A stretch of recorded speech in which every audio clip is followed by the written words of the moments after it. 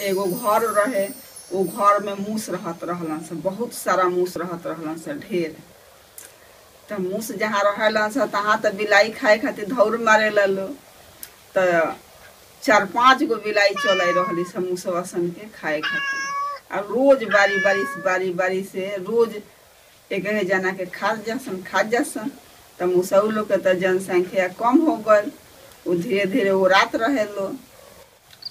तो मूसवा अपने में बैठक कैलन सन। अब एगो बड़ा मूस रहे, ओमे वो कन के मूसवा सन एगो मालिक होला, जिन सब आदमी में एगो गर्जीवन होला, वही में मूसो में एगो बहुत बड़ा मूस रहे। वो सब कोनो के मालिक रहे, जेने कहे उन्हें चल सन। तो मूसवा तो परेशान हो गए रहलन सन। तो कहलन सन कि बैठक करे के। बड़का मूसवा कहलक बैठक करे के। तो बैठक क के कहला कि अपन अपन सलाह दलो, केकरा माने कितना सलाह बा। आई बिलाई के ना भगावल जाई तो बिलाइए तो सब आदमी के खा जाइ से बारी बारी से। तो मूसवा कहलन सन हाँ ये तो बात ठीक कहता रह। तो मूसवा बैठक कैलन सन। तो एगो मूसवा कहता सब आदमी मिल के लड़ाई कर जाई तो उनका के तो भगाइए दे जाई बिलैया लोग के। तो एगो कहता एक के पंजा मारी कि सब आदमी के एक बेर में खा जाइ सन।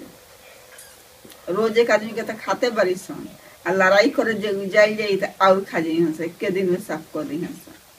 तो एगो मूसवा कहता हमरा लगे तो उपाय बाटे। तो जब बड़का मूसवा रहे तो कहता बोल का उपाय बा। तो कहलक कि सब आदमी मिल के बरही लगे चले के।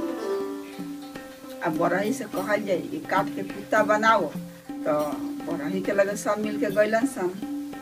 तो कहलन सन कि ए बरही भाई काट के कुत्ता बनाओ।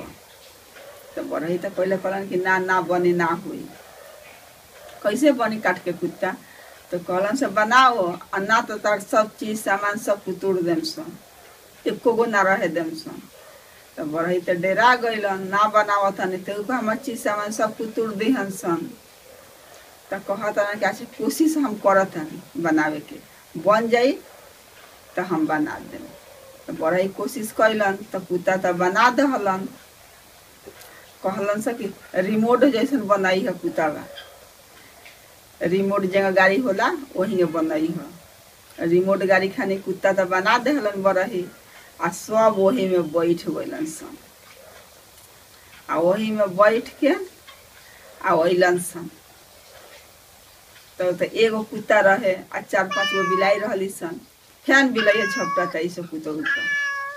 फेन परेशान हो गलन सन मूसवा के, एगो कुत्ता देख के तो हमनी को झपट जाती है। तो फिर मूसवा कहतलन सन एगो कुत्ता से काम ना चले के कुत्ता के लगे, कुत्ता के दोस्त कुत्ता होला, वो जरूर मदद करी। तो सब मूसवा बैठ गलन सन, वही में गइलन से कुत्ता सन के लगे। तो गइलन से देखते कुत्ता कनी के लागलन से घाम करे कि बाइली कुत्ता कहाँ से आ गइल बा। कुत्ता देखते तो बाइली कुत्ता के लागेला घाम करे। तो आगे से गोड़ दोनों कुत्ता उठा ले लो आ कहता ए भाई हम तरह से दुश्मनी करे नहीं आयल, दोस्ती करे आयल बनी। तो कुत्ता चुपचाप हो गइलन सन। तो कहलन से कि बोल का कहता रह। तो कहता कुत्ता ए भाई देखो ना जाना इलाकवा में रहे न ओ जवा तो हमरा के 4-5 गो बिलाई बारी सन, हमरा के रहे नहीं से दे। रोज एक झपट्टा मारत तरी से सब मिल के हमरा के एकदम तंग कर देले बारी सन। तो कुत्ता कहलन से तो चल देखल जा कहाँ बारी सन। तो काठ वाला कुत्ता आगे आगे आई जहाँ बिलैया रहत रहली से सब घरवा में, वही में जैसे ढुकत तबे कुत्ता बा तैसे फेन झपट्टा मरली से ओकरा पर। तो तले पीछा से 4-5 गो कुत्ता रहलन सन, उनकरा ओ लोग पर टूट पड़लन सन। जे ना उनकरा के रखे सब 4-5 बिलाई लोग के कि घर छोड़ के भगलक। घर तो घर है, वही लकवे छोड़ के भाग गइलक लो। तो अब कुतवा कहलन से भाई अब खुश बारत, अब तू शांति से रही, कोनो दिक्कत होई फेन यहाँ से तो फेन हमनी से तू कही है। तो कहलक कुतवा कि हाँ ठीक है बा। आ ओकरा बाद में से कुतवा में से लगलक मूस निकले। धीरे धीरे धीरे मूसवा जब निकले लगलन समय से तो उ कुतवा तो ताकत सन कि तो कुत्ता में से मूस निकलता। तो खड़ा होके मुँह बाके देखते रहो गइलन सन आ कहत सन कि ई का भइल।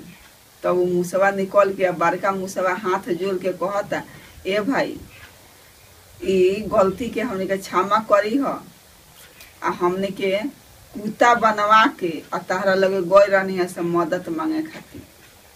मूस जैती से तो तू मदद ना करता, वही से कुत्ता बनवानी है से बड़ही भाई से आ गईनी है से तहरा लगे मदद मांगे आ कि तू हमने के मदद कर देब।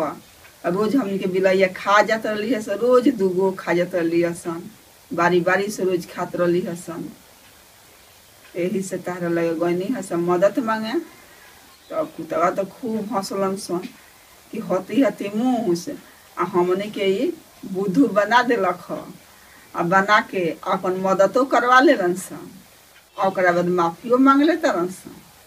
ये बहुत सियाना बड़न सन मूस।